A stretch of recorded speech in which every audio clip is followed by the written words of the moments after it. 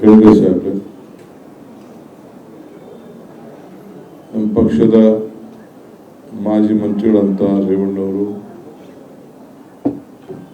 ರಾಣಿ ಸತೀಶ್ ಅವರು, ಕಾರ್ಯಾಧ್ಯಕ್ಷಗಳಾಗಿದ್ದಂಥ ಸಲೀಂ ಅವರು,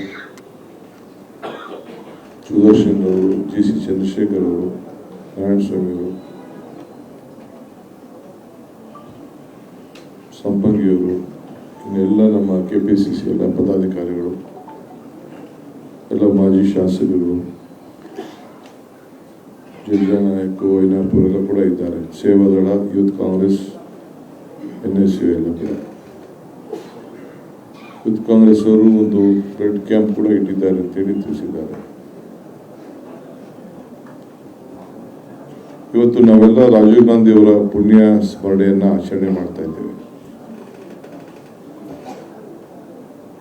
ನನಗೆ ನೆನಪು,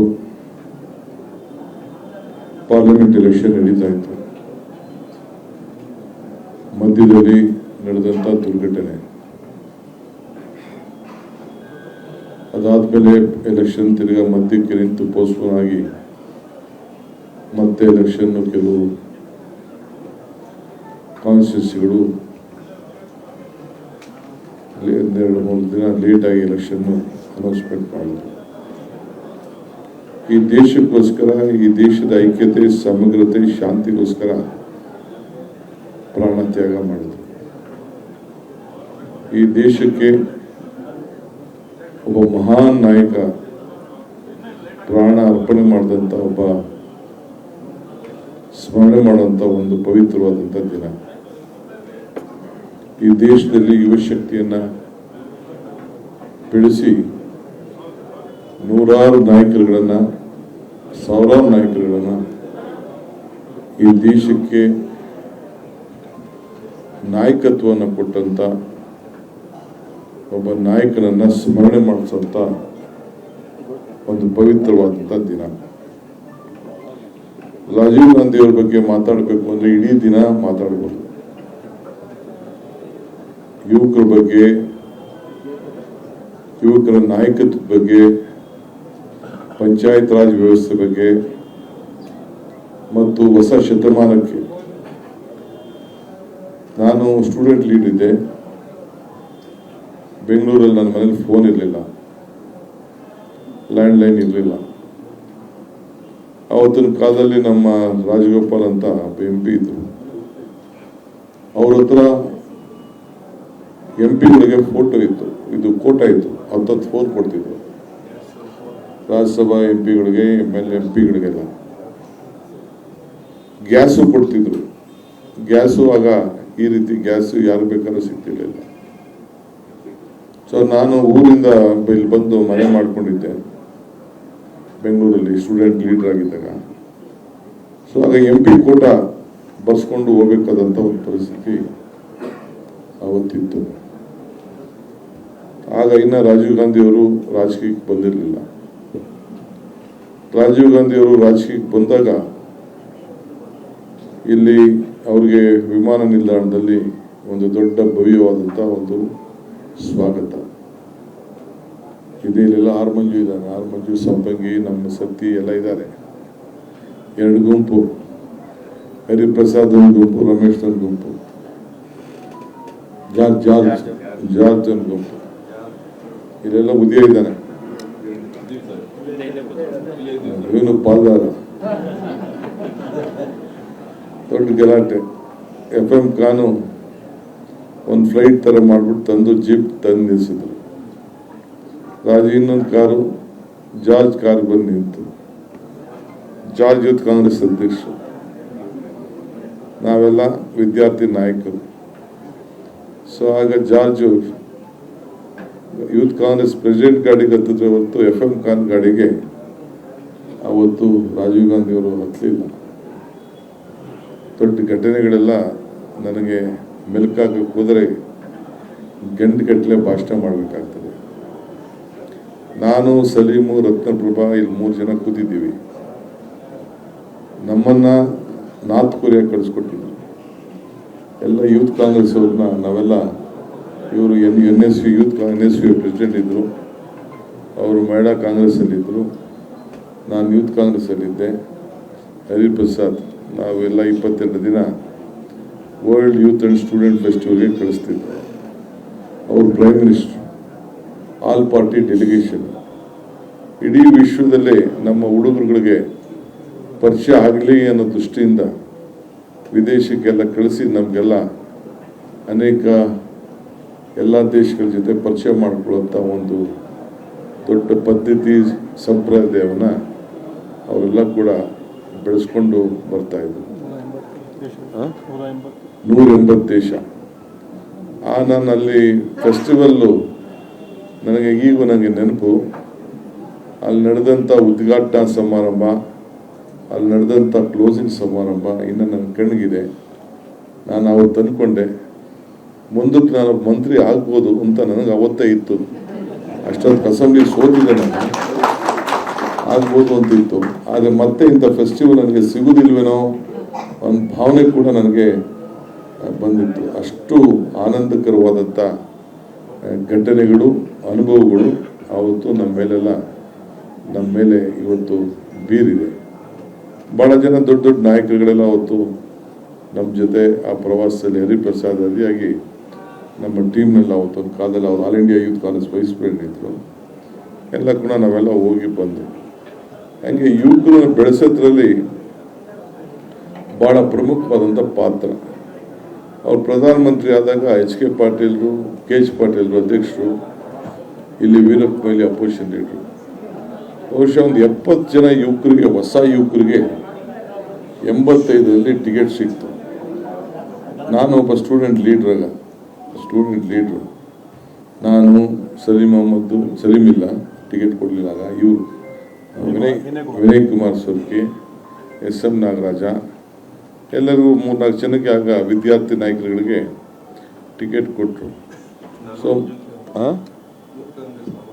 ಅದೇ ನಾನು ಹೇಳ್ತೇನೆ, ಒಟ್ಟು 70 ಯುವಕರಿಗೆ, ಯೂತ್ ಕಾಂಗ್ರೆಸ್ಗೆ 40 ಟಿಕೆಟ್ ಕೊಟ್ಟರು. ರಾಮಲಿಂಗಾರೆಡ್ಡಿ, ರೇವಣ್ಣ, ವಿಶ್ವನಾಥ, ನಮ್ಮ ವಿಜಯ್ ಕುಮಾರ್, ನಮ್ಮ ಇದ್ರವರು ಮಂಗಳೂರವರು, ರಮನಾಥ್ ರೈ, ಎಲ್ಲ ಹಿಂಗೆಲ್ಲ ಅವತ್ತಿನ ಕಾಲದಲ್ಲಿ ಎಲ್ಲರೂ ಕೂಡ ಅವತ್ತೆಲ್ಲ ಕೊಟ್ಟರು.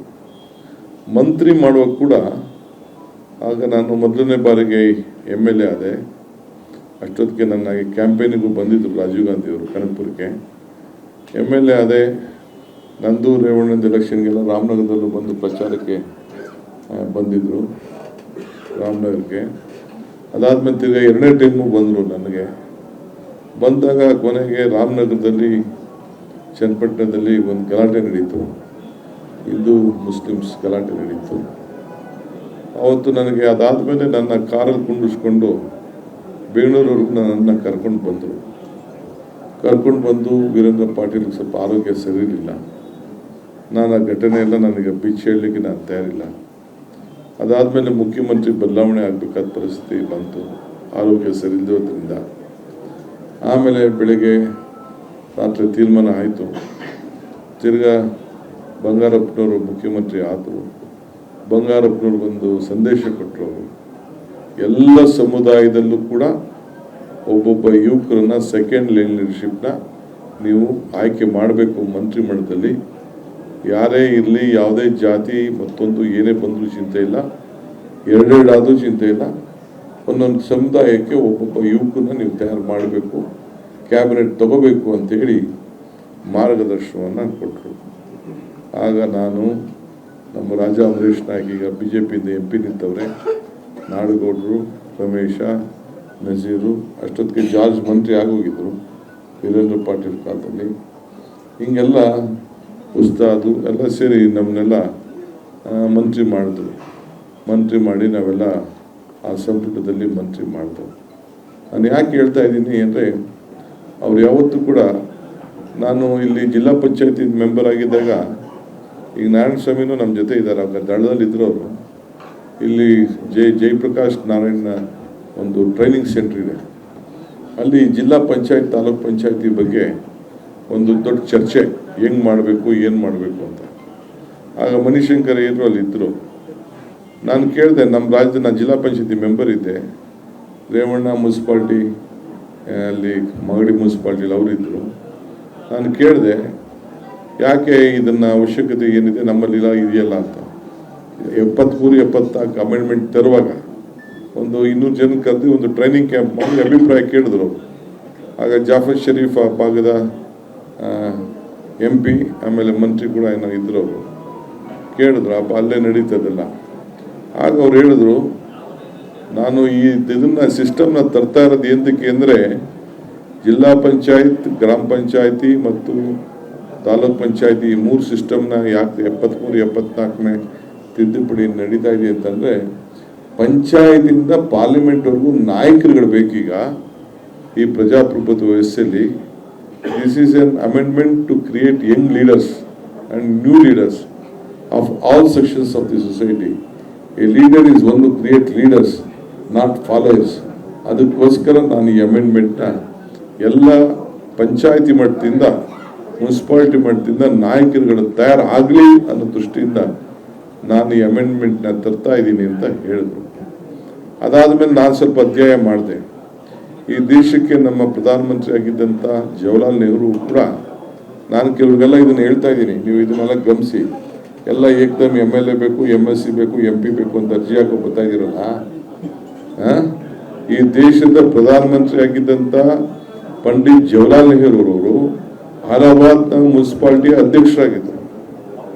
ರಾಜಗೋಪಾಲಾಚಾರಿ ಅವರು ಕೂಡ ಸೇಲಂಗೆ ಅವರು ಕೂಡ ಅಧ್ಯಕ್ಷರಾಗಿದ್ದರು.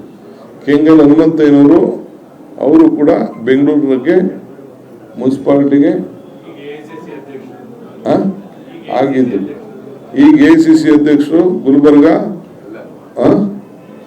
ಕಾರ್ಪೊರೇಷನ್ ಬ್ಲಾಕ್ ಅಧ್ಯಕ್ಷರು ಕಾರ್ಪೊರೇಷನ್ಗೂ ಇದು ಮೆಂಬರ್ ಆಗಿದ್ರು. ಸೊ ಹಂಗೆ ಈಗ ವಿಲಾಸರಾವ್ ದೇಶಮುಖ್ ಅವರು ಪಂಚಾಯತಿ ಅಧ್ಯಕ್ಷರಾಗಿ ಜಿಲ್ಲಾ ಪಂಚಾಯತಿಗೆ ಹೋಗಿ ಚೀಫ್ ಮಿನಿಸ್ಟರ್ ಆದರು. BD ಜತ್ತಿ ಅವರು ಗ್ರಾಮ ಪಂಚಾಯತಿಗೆ ಅಧ್ಯಕ್ಷರಾಗಿ ಅವರು ಕೂಡ ಈ ದೇಶಕ್ಕೆ ರಾಷ್ಟ್ರಪತಿ ಆಗಿದ್ದರು. ಹಂಗೆ ಲೋಕಲ್ ಬಾಡಿ ಎಲೆಕ್ಷನ್ಗೆ ಅತಿ ಹೆಚ್ಚಿನ ಒತ್ತು ಕೊಡಬೇಕು, ಅಲ್ಲಿಂದ ನಾಯಕತ್ವವನ್ನು ಬೆಳೆಸ್ಕೊಳ್ಳಿಕ್ಕೆ ನೀವೆಲ್ಲ ಸಜ್ಜಾಗಬೇಕು ಅಂತೇಳಿ ನಾನು ತಮಗೆಲ್ಲರೂ ಕೂಡ ನನ್ನ ಸಲಹೆಯನ್ನು ನಾನು ಕೊಡ್ತಾ ಇದ್ದೇನೆ. ಇನ್ನೊಂದು ವಿಚಾರ, ಈಗ ನಾನು ನಿಮ್ಮೆಲ್ಲರ ಆಶೀರ್ವಾದದಿಂದ ಪಕ್ಷದ ಅಧ್ಯಕ್ಷನಾಗಿ ಕೆಲಸ ಮಾಡ್ತಾ ಇದ್ದೀನಿ. ಈಗ ನಾನು ಬೆಂಗಳೂರು ನಗರದ ಮಂತ್ರಿ ಆಗಿದ್ದೀನಿ, ಡೆಪ್ಟಿ CM ಆಗಿದ್ದೀನಿ. ನನಗೂ ಎಲ್ಲೋ ಕರಳು ಪ್ರತಿ ಸಂದರ್ಭದಲ್ಲೂ ಆ ರಾಜೀವ್ ಗಾಂಧಿ ಕೊಟ್ಟಂಥ ಶಕ್ತಿ ನಿಮ್ಗೆ ಗೊತ್ತಿದೆಯೇನೋ. ಅಲ್ಲಿ ಏನು ಪೆರಂಬೂರಲ್ಲಿ ನನಗೆ ಸೋನಿಯಾ ಗಾಂಧಿಯವರು ನನಗೊಂದು ಅವಕಾಶ ಮಾಡಿಕೊಟ್ರು. ಆಗ ಜಯಲಲಿತಾ ಅವರು ಚೀಫ್ ಮಿನಿಸ್ಟರ್ ಇದ್ದರು. ಆಗ ನಮ್ಮ ಕನಕಪುರದಿಂದ ನನ್ನ ಕ್ವಾರೆಯಿಂದನೇ ಕಲ್ಲೆತ್ಕೊಂಡೋಗಿ ಆ ಜಾಗದಲ್ಲಿ ಹಾಕೋಂಥ ಒಂದು ಅವಕಾಶ. ಅದಾದಮೇಲೆ ಸೋನಿಯಾ ಗಾಂಧಿಯವರು ನನ್ನ ಕರೆದು ಅಲ್ಲಿ ಕೆಲವು ಡೆವಲಪ್ಮೆಂಟ್ಸ್ ಇತ್ತು, ಅಲ್ಲಿ ಕೂಡ ಕನಕಪುರದ ಕಲ್ಲೆತ್ಕೊಂಡೋಗಿ ನನ್ನ ಚಪ್ಪಡಿನ ಯಾರೋ ಬಂಡೆ ಅಂತ ಮಾತಾಡ್ತಾ ಇರ್ತಾರಲ್ಲ, ಅದನ್ನು ಹೋಗಿ ನೋಡಿ ನಮ್ಮ ಕನಕಪುರದ ಕಲ್ಲನ್ನ ಅಲ್ಲಿ ಎಲ್ಲಿ ಅವರ ಅಂತಿಮ ಪ್ರಾಣ ಹೋಯ್ತೋ ಆ ಕನಕಪುರದ ಕಲ್ಲನ್ನು ಅಲ್ಲಿ ಹಾಸಿದ್ದೀನಿ, ಎಲ್ಲ ಕಂಪ್ಲೀಟ್ ಎಲ್ಲ ಮಾಡಿದ್ದೀನಿ.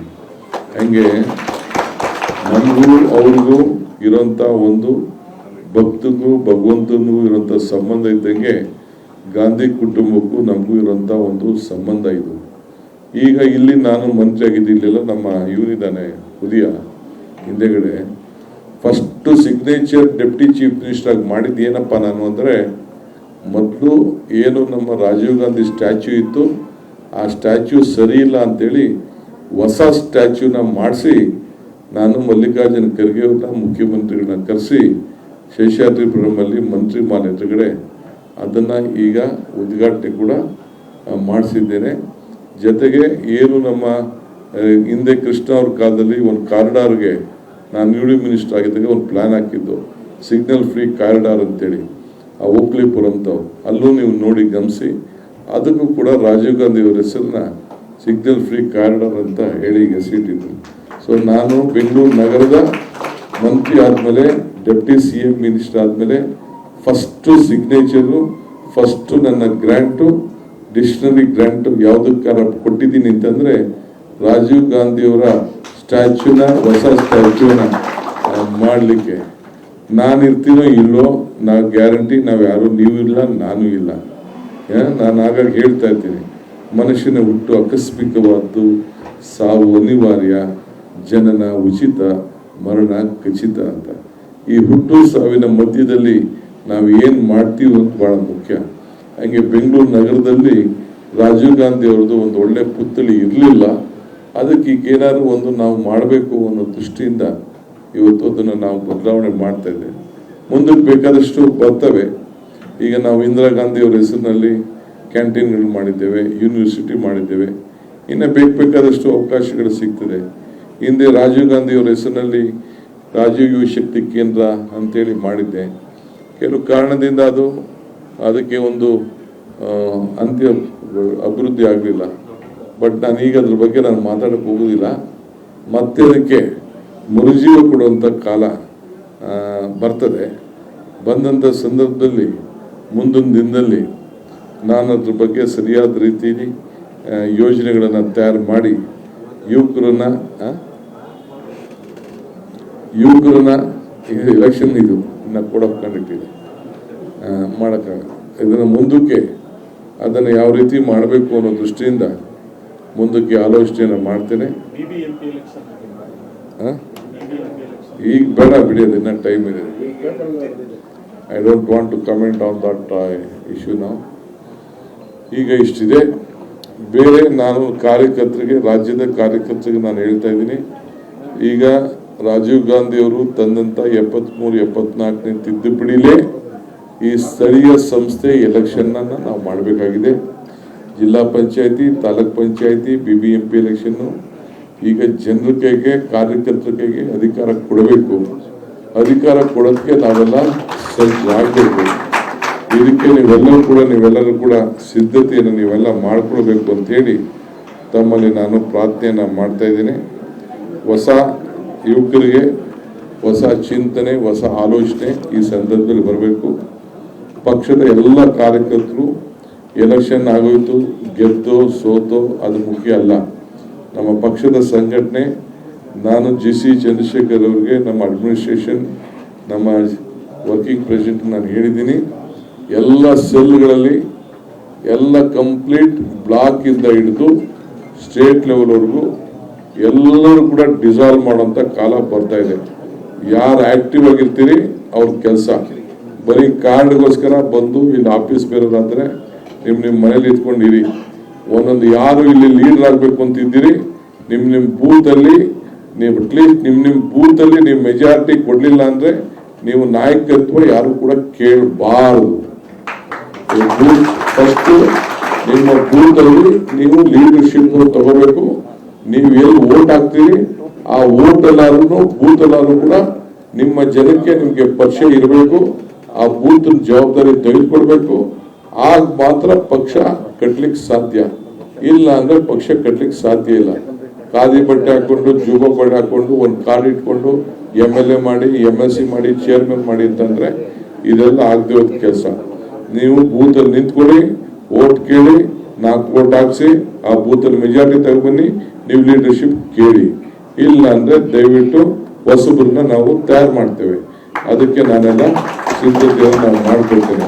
ಸೊ ನಾನೀಗ 4 ವರ್ಷ ನಾನು ಎಷ್ಟು ದಿನ ಇಲ್ಲಿ ಇರ್ತೀನೋ ಇರಲ್ವೋ ಅದು ಮುಖ್ಯ ಅಲ್ಲ.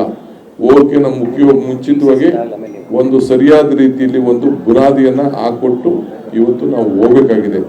ಆ ದೃಷ್ಟಿಯಿಂದ ಮರ್ಸಿಲೆಸ್ಗೆ ಇನ್ ನೆಕ್ಸ್ಟ್ 3-4 ಮಂತ್ಸ್ ಅದಕ್ಕೆ ಪ್ಲಾನ್ ಆಫ್ ಆಕ್ಷನ್ ನಾನು ರೆಡಿ ಮಾಡ್ತೀನಿ.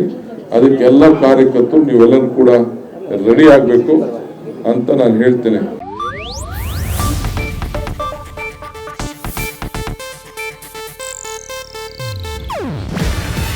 ಇದು ಏಷ್ಯಾನೆಟ್ ನ್ಯೂಸ್ ನೆಟ್ವರ್ಕ್ ಪ್ರಸ್ತುತಿ. ನೀವು ನೋಡ್ತಿದ್ದೀರಾ ಏಷ್ಯಾನೆಟ್ ಸುವರ್ಣ ನ್ಯೂಸ್.